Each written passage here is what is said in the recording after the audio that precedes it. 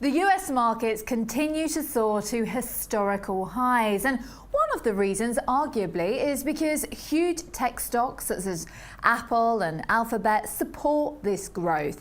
Now, the biggest are tasked with providing the backbone for the economic growth in 2017. Ben Kumar, investment manager at Seven Investment Management, is here with me now to explain what companies are going to be living up to these expectations and what ones potentially could be falling short. So in terms of 2016, who were the winners then in the tech environment? Well, I think in the tech environment you've seen the giants consolidate their position, right? You've seen Amazon and Alphabet, or at least the Google side of it, really come to the fore and say, look, we're here, this is what we do now. We do the data behind everything, and we connect people, and we work with businesses and consumers.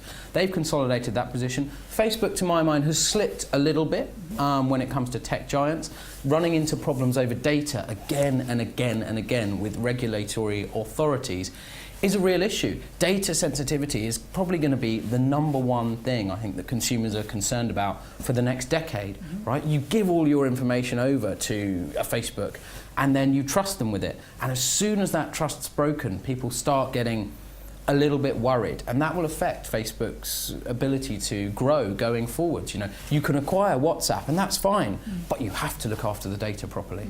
This privacy issue.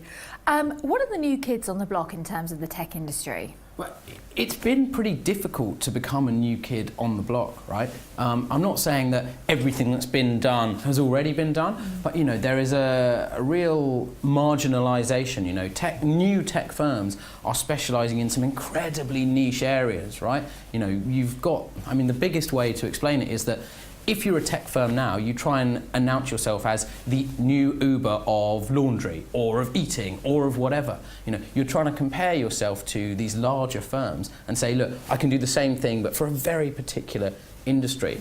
You know, I think it will be really, really challenging to produce a new Facebook or Google from the existing companies we see today. Because they're so huge. Exactly right, really hard to challenge. Now, okay, you may think that Uber has a lockdown on it, and it may have first mover advantage in ride sharing and can expand that into, you know, eating a little bit of the delivery market and probably the laundry market and maybe even the, you know, the parcel delivery service as well.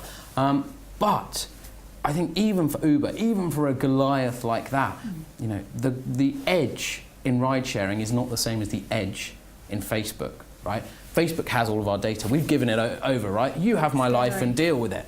Same with Google, same with Amazon. With Uber, if someone comes up, and Lyft is doing the same thing in the US, if someone can make it cheaper, I have no allegiance to a taxi firm, right? I don't love them. I don't feel that, oh, Uber is the one I trust. If Lyft comes along and says, you know, okay, well, I'll do it for £3 cheaper and it's a £6 journey, I'll probably go with them. You know, the kind of customer loyalty is a lot more difficult now because people are used to easy access, regardless of who provides it. And obviously competition is fierce in this sector, as we know. What tech stocks do you think the part is over? 2016 just didn't work out, and 2017 will perhaps be even harder for them. Well, I think the obvious one there is Twitter, right? We've seen a real falling out of love by investors with Twitter. The fact that it is so tough to make it marketable, to get advertising revenue in and to generate sustainable profits is one thing.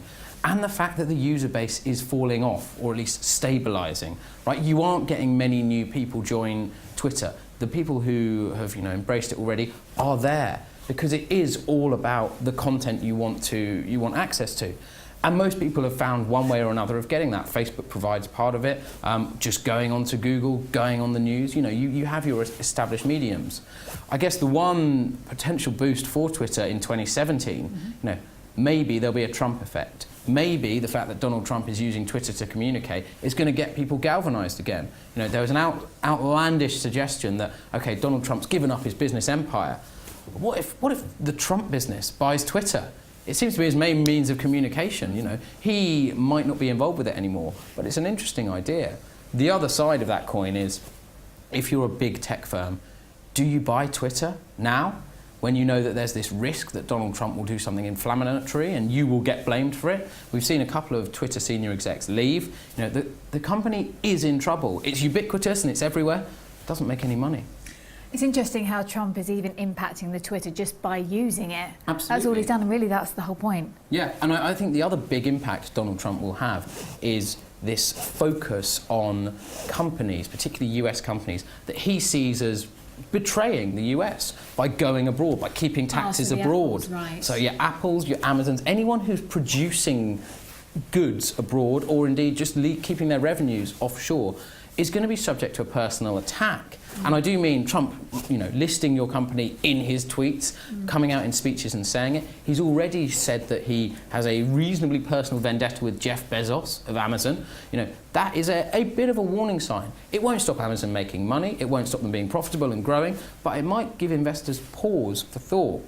The final thing you have to think about with Trump is, there's a lot of emphasis on this big repatriation of capital. I'll give you a tax break, Apple, if you bring the money back from abroad and invest it in America. The problem, as I see it with that, is that what Donald Trump would like is the money to be brought back, lots of factories built, lots of jobs created, and suddenly in Idaho and Texas and Dakota, everyone who was out of work in the steel mills suddenly has a job again. If you're Apple and you bring money onshore, you don't go and build a factory in the middle of nowhere in Ohio and hire ex-steel workers. You build another building in Silicon Valley and you hire some more programmers. It's not the job creation that Donald Trump wants. So these tech stocks, again, could suffer by being accused of not doing the right thing to make America great again. That's a real risk that we haven't seen before, that suddenly the tech stocks are not the darlings of the world. The pressure is on. All right, thank you very much indeed. That's Ben Keemer just there. Talking about the winners and the losers in the tech world, and also Donald Trump.